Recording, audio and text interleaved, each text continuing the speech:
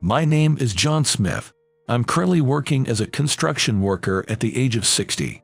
I had a wife and daughter, but for some reason, 3 years ago, while I was away at work, my wife suddenly disappeared.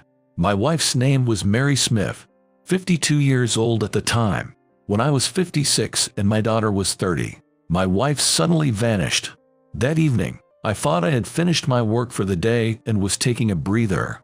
As I sipped my cup of coffee and glanced at my phone screen, I noticed an enormous number of missed calls. My daughter had never called like this before. Thinking something must have happened for her to call during work, I hurriedly called her back, and my daughter Catherine said in a tearful voice, "Dad, Mom's gone." At the time, my wife, who had said, "I'll save up for retirement until we enter a nursing home," was working part-time 4 days a week. However, today shouldn't have been one of her work days. With a bad feeling, I tried calling my wife's parents' home and her workplace, but they said she hadn't shown up. I didn't know the names or contact information of my wife's friends. Of course, I also contacted the police and asked them to search for her, but days passed without any news of her being found, let alone any sightings. 3 years went by without finding any clues. With absolutely no leads on my wife's whereabouts, my daughter and I had to act as if she never existed in order to maintain our composure. So we managed to smile and put on a normal face while living our lives. About a year into this daily routine, my phone suddenly rang again. It was the police. I hurriedly answered, only to be told that my wife's decayed body had been found in a distant location. The emotions I felt at that moment are truly indescribable. I have done all sorts of mischief and bad things that made my parents furious, but this was the first time I had been plunged so deeply into the abyss of darkness. She was kind, good at reading people's hearts, and I never tired of being with her no matter how long we were together. She was one of the few people like that. Despite being married for many years, my love for my wife never faded. Rather, as the years passed, my desire not to lose her grew stronger. I often said to her, "Hey Mary, don't go before me," because I hated the thought of her passing away before me due to lifespan or illness. At work, I had always been a reliable and strict boss, but in front of my wife, I was like a child. However, even when I expressed such pathetic complaints, my wife never got exasperated and would smile gently, saying, "Well, I don't know about that, but I'll try. I'm not as lonely as you, so I could probably manage somehow, but you don't seem to be like that." But I knew it was meaningless to make such promises. There was also the possibility that my wife, who wasn't very physically strong, might pass away first. But I couldn't bear the thought of her disappearing in such an obvious way, as if someone had taken her away. At my age, I cast aside all shame and cried like a man. Regardless of what my grown daughter and the nurses thought of me, I was no longer in a position to put on airs in front of my wife's altered appearance. At that time, I fought with intense anger every day, feeling that there was no way my wife could have suffered such a cruel fate, and hating the perpetrator who must have existed so much that it felt like all the bodily fluids in my body were boiling. However, once the funeral was over, I couldn't say that anymore. Catherine, my parents-in-laws, and I were left with no choice but to return to our normal lives, carrying an unsalvageable sadness. I believe my wife and I were a happy couple, no matter how many years we were married. I probably, or rather definitely, expressed more affection. It was like I was showering my wife with love, and she was just going along with it. But since she didn't seem bothered by it, I continued to express my love for her with my whole being, even in front of Catherine. As Catherine grew older, she started to look at me with a somewhat cold gaze. Although Catherine sometimes seemed a bit detached, she never looked down on our lovey-dovey behavior or showed genuine disgust. By the way, on holidays, I often went out with my wife to buy small things like new towels or curtain fabric because I wanted to be with her, and we always spent seasonal events like New Year's visits to churches, Easter holidays, beach trips, and wedding anniversaries together. We had a favorite restaurant with a beautiful ocean view that we always visited, and whenever we went to that restaurant, it was a rule that the two of us would go together. Of course, it's fine to go with my daughter, but if she's young, she might start crying loudly, which would obviously bother the other customers. Even if my wife and I took turns looking after our daughter, we wouldn't be able to relax. So on this day, we always left our daughter with my parents or my in-laws, dressed up a bit, went out, had dinner at that restaurant at the end, and then went home. When my tired wife was affectionate with our daughter, I thought it would tire her out even more, so I always had our daughter stay over. When she was little, I wondered if it was a bit sad to do that, but I figured it would be okay to have a day like that once in a while. Fortunately, although my daughter cried a bit at first, thanks to my mother-in-laws who were used to looking after children, she quickly learned to behave quietly. I felt a bit bad for my daughter, but I wanted to cherish the time with my wife at least on our anniversary, so I had my daughter put up with it. However, that wife is no longer here now. Moreover, I don't even know the reason why she disappeared or why her life was cut short. There were no noticeable marks on my wife's body, nor any signs of her being forced to ingest something. The police speculated that she might have been taken away by someone and then met with an unexplained illness that took her life. Naturally, neither Catherine nor I could accept such a reason. However, no matter how much we investigated or hired a detective agency, we couldn't obtain a single piece of information about my wife. Since then, both Catherine and I have been spending our days in a daze. In front of colleagues and classmates, we managed to smile and act like normal people trying to recover, but there's no way we could immediately try to recover when my wife suddenly went missing and lost her life. We forced ourselves to smile until we were exhausted, and at home, we were like expressionless dolls, unable to move much. Both of us were probably at our limits. Perhaps it was fortunate that both Catherine and I could still go to school and work, maintaining our connections to the outside world. Before we knew it, a year had passed since my wife disappeared, with both of us feeling somewhat down.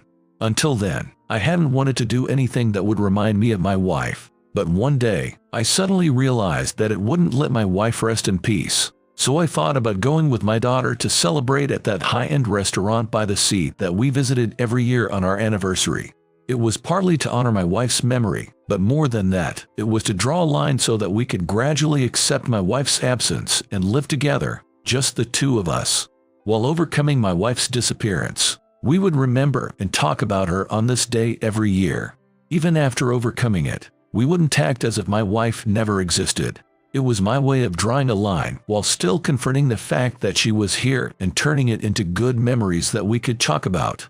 A week before our anniversary, I asked my daughter Catherine, "You know, I've been thinking lately if it's okay for us to keep living like this, feeling down. What do you think, Catherine?" Then she honestly shared her feelings, saying, "To be honest, I still don't want to accept that Mom is gone. But as time passes, I'm gradually accepting it whether I like it or not. However, I feel like it'll take a bit more time before I can truly laugh from the bottom of my heart like before." I see. Thank you for sharing your feelings, Catherine. Look, I don't know if doing this will be a solution to anything. You know how every year, your dad and mom celebrated their anniversary together at a restaurant, right? And now, it's going to be your dad and mom's anniversary again. I want to celebrate with you on that day, but what do you think? If you don't want to, you can tell me. When I asked that, Catherine replied, "Yeah, I don't know if it'll help me sort out my feelings, but I do want to celebrate. So if you think it's a good idea, Dad, I'd like you to take me." The next day, I tried to go shopping with Catherine for clothes to wear to the restaurant. However, Catherine didn't really like ready-made clothes and preferred slightly retro-looking designs or simple clothes that were hand-me-downs. Catherine wanted to wear a dress that her mother had worn when she was young. So during one of my few days off in a week, I explained the situation to my parents-in-law and asked if they had kept any old clothes. Then my mom said, "Oh, the old ones. I think we've kept them." On the promised day, when Catherine and I visited my parents-in-law's house, my slightly frail-looking in-laws greeted us with a smile. Perhaps it was because their only daughter was gone. Since that day, my in-laws started welcoming us even more warmly whenever we visited. I had heard that my Mel had always been strong-willed and had cheerfully supported the household in place of my Phil, who wasn't very strong and couldn't work vigorously. But after my wife disappeared, her way of speaking became so weak and timid that I thought that story must have been a lie, and although she had a fairly sturdy build, she had become stooped and skinny. Until then, whenever I visited my in-laws' house, I always thought she seemed like a bright and cheerful matriarch with a lively voice, but now she gave off such a sad impression. And the same went for my Phil, who had originally been thin and seemed lacking in energy. He used to smile and be gentle, but his face, which had been cool and composed, had become so haggard and aged that he was unrecognizable. Although it was clear from their expressions that they were mentally distressed, it must not have been easy for them to accept us with a smile, as we were a reminder of their deceased daughter. I understood that well, as I had been hiding my sadness outside and pretending to be normal until now. And it must have been the same for Catherine. Catherine stared intently at her grandparents' demeanor with a slightly complicated expression, but realizing that they were doing their best to entertain her, she decided to keep a smile on her face. Catherine put on a cute smile and said, "Grandpa, Grandma, long time no see. Have you been well?" and followed her grandparents into the house. Entering the house, there was a somehow nostalgic scent. The in-laws' house, with the tiles, the various types of trees growing around the house, the scent of laundry, and the mats made of some kind of plant, always had a nostalgic and refreshingly transparent scent.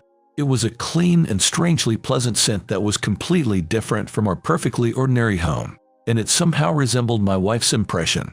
I secretly liked my in-laws and this house. When we were shown into the living room, which had an interior that somehow reminded me of being in nature, there was a chic, navy blue dress hanging there. It turned out that my in-laws used to have meals at nice restaurants on important days, just like us, so they understood what kind of clothes to wear.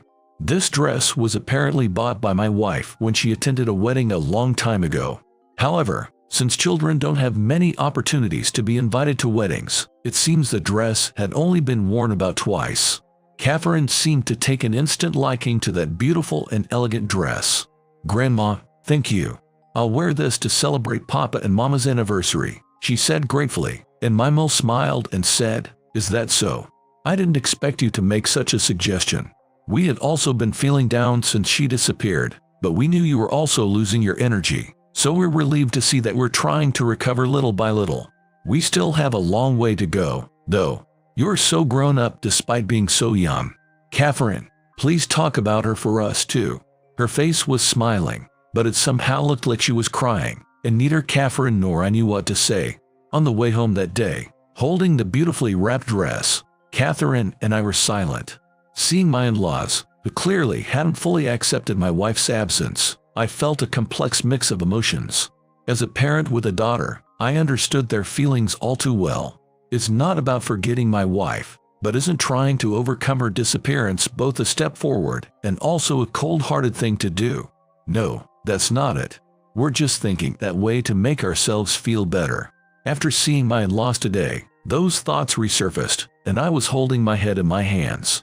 However, perhaps noticing that I was agonizing over something, Catherine asked, "Dad, you know why we're going to the restaurant with memories of Mom tomorrow, right?"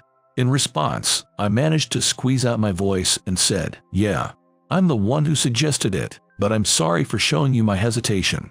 Let's make tomorrow a good day." Then Catherine said, "Yeah, of course, it's okay to feel down from now on too, but it would be nice if we could reduce those times even a little. Also, I don't think it means forgetting Mom or betraying her, so just keep that in mind," and gently lowered her eyes. The smile she gave my in-laws earlier, and these strangely perceptive words.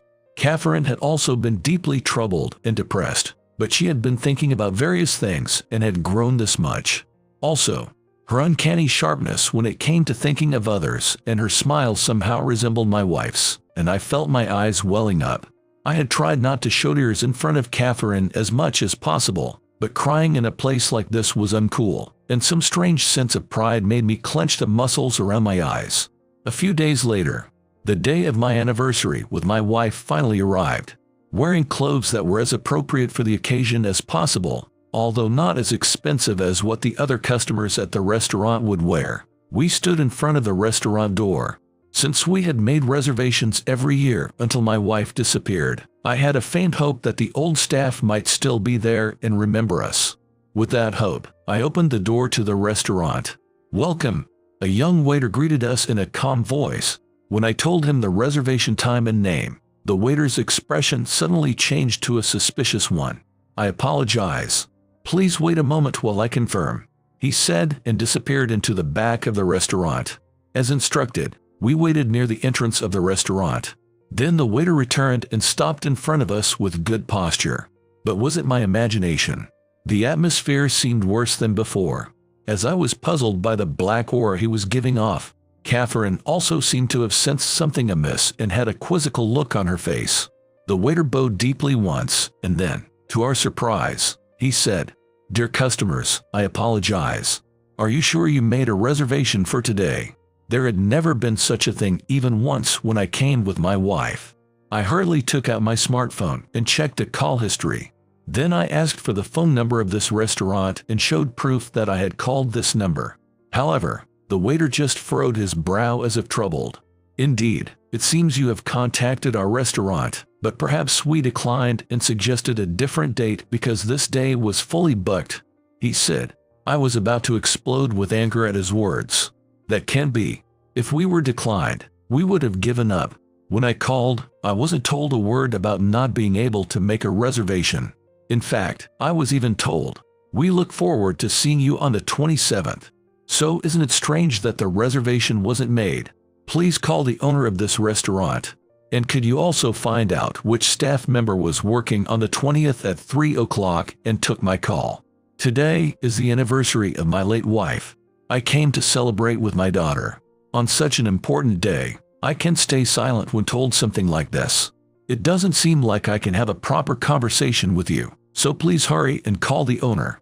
I said that as calmly as possible, and Catherine must have also noticed the waiter's somewhat condescending attitude and tone, as she silently glared at him without trying to stop me from getting worked up. Perhaps it was because of my face, which looked like I was smiling even when I was serious. Or maybe it was because of my habit of trying to remain calm and not express my opinions much.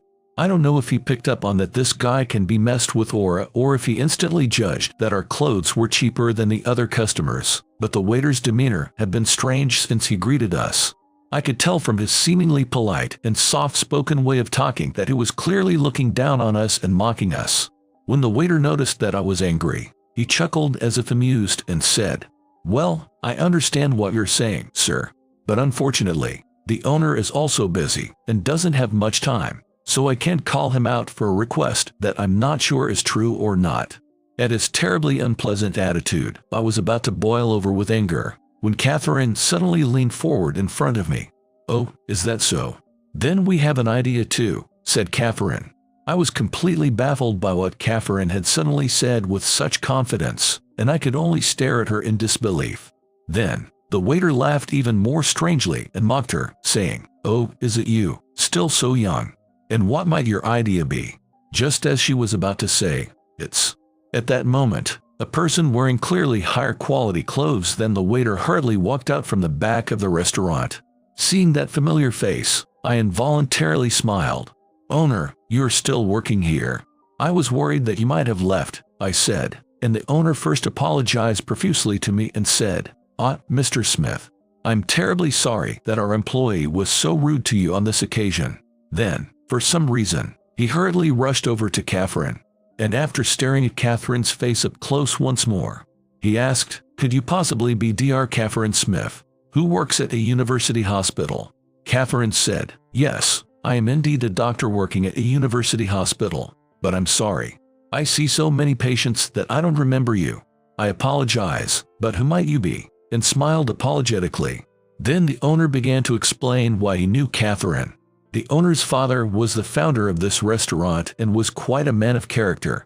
Even if someone came from a poor family, even if they didn't have an education or prior experience, he believed that it was fine as long as they started by washing dishes and did what they could, learning from skilled chefs and waiters. Because he had such flexible thinking, he didn't hire people who were capable but seemed likely to become unpleasant bosses with twisted personalities, and while hiring based on ability, he also gave opportunities for advancement to the underlings and waiter trainees who were trained under them. As a result, the quality of this restaurant's employees became quite high, and until he retired from the position of chairman a few years ago, it was famous for its good service. However, 2 years ago, the chairman suffered a stroke and was in a critical condition. uncertain if he would breathe again. At that time, it seems the one who saved the owner's father was Catherine, who was already being called to God's hands at a young age after putting in effort upon effort.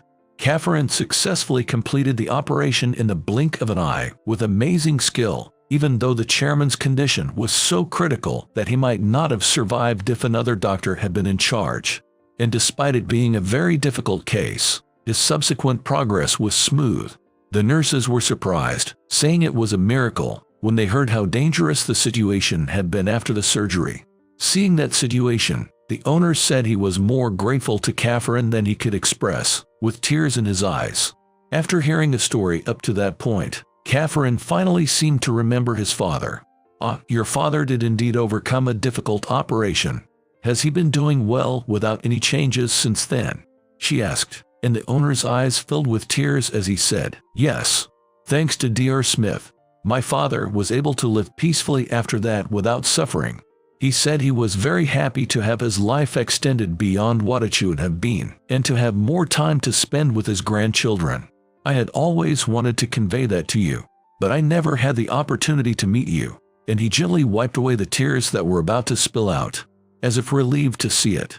Seeing that, Catherine calmly answered, is that so? I'm glad to hear that, and I couldn't help but think how typical it was of her to say so little. After that, the owner profusely apologized for the waiter's earlier attitude and said, I was aware that you had made a reservation for today. I had intended to leave it to a waiter I trusted, but I'm ashamed to say that the one who was so rude to you earlier is actually my nephew. Perhaps it's because he grew up being spoiled without putting in much effort, or maybe it's because he's good-looking. I don't know, but for some reason, he ended up providing such terrible service this time. Until now, he had been working diligently, and using the fact that I, the owner, am his relative as a shield. He somehow insisted on serving you himself instead of the waiter I had assigned, and wouldn't listen to reason. I don't know why he was so particular about serving you, but the fact remains that he did as he pleased while I took my eyes off him for a moment and made you uncomfortable. Of course, there will be no charge for today. I know an apology is not enough for today, but we will provide you with our most prized full-course meal and wine, so please don't leave like this. I want to convey, even if only slightly, my gratitude for your long-time patronage of our restaurant and my appreciation for Dr. Smith, and he apologizes profusely. When apologized to this extent, I no longer felt like blaming anyone. Moreover, it was the nephew who had used such underhanded means to make us uncomfortable in the moment. The owner, who must be busy, took his eyes off him, and the owner and the restaurant itself had done nothing wrong. I said, Owner, please stop apologizing me. However, he didn't listen to me, so I went on to say, Owner, certainly your lack of management goes that far, but you made sure not to let him serve customers, knowing his personality well. Even though you were so considerate, I'm not angry at you at all. It's just very unfortunate that you had an employee like him. Until now, this restaurant has clearly had only people with good hearts working here. I really like not only the exterior and atmosphere of this restaurant, but also the little decorations, and above all, the service provided by you and your staff. That's why I kept using this restaurant on important days with my wife. However, even if you keep up appearances, it's never okay to look down on customers for any reason, and I think you know that. But he probably wouldn't stop even if you scolded him, right? So at the very least, I want a sincere apology from him. Then the owner said, You're absolutely right, Mr. Smith. Thank you for your generous words, and after a while, he hurriedly retreated to the back and brought out the waiter from earlier, who looked displeased with a sullen face. When told sternly, Come on, apologize, the waiter reluctantly apologized, saying, I'm terribly sorry for this.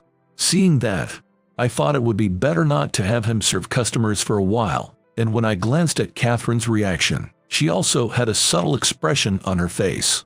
After that, we enjoyed a wonderful full course of food and drinks that I could never afford on my salary. Although the dishes we have been served until now were also amazingly delicious, the dishes we had this time were so delicious that I thought, are there still such wonderful things in this world?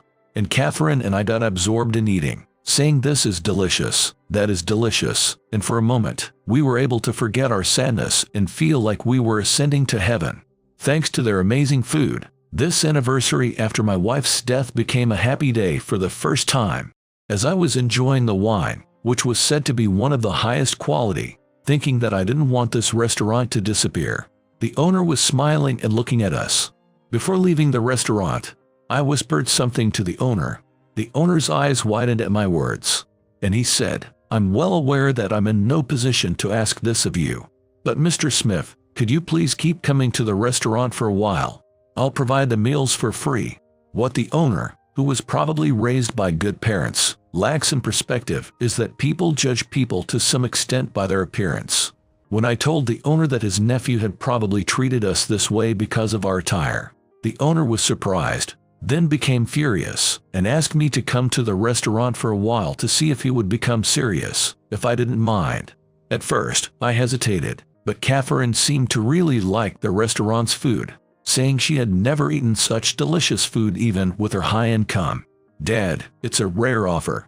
Why don't you accept it?" she said. I pondered for a while, but I also wanted to see if he would be rehabilitated, so I told the owner that I would come to the restaurant for a while. After that, Catherine and I started having meals at that restaurant occasionally as a change of pace. The kind-hearted owner, I'm sure they still believe in him and would surely like him to have a little change of heart at that restaurant. However, flaws in people's personalities are not easily corrected. I think everyone knows that well. So the owner's aim is probably to have us visit unexpectedly and make him stay on his toes. Because they are all kind-hearted people, he might immediately take the owner and others for granted and do the same thing again when non-wealthy customers come. Moreover, it's because he's a relative they've known for many years that I also accepted the owner's proposal out of concern that he might take advantage of the owner's kindness. When he sees us, his expression changes for a moment, probably unconsciously, and he serves us as usual, but I don't know how long this will continue. However, even if we stop coming, I can only pray that he will take this opportunity to have a change of heart.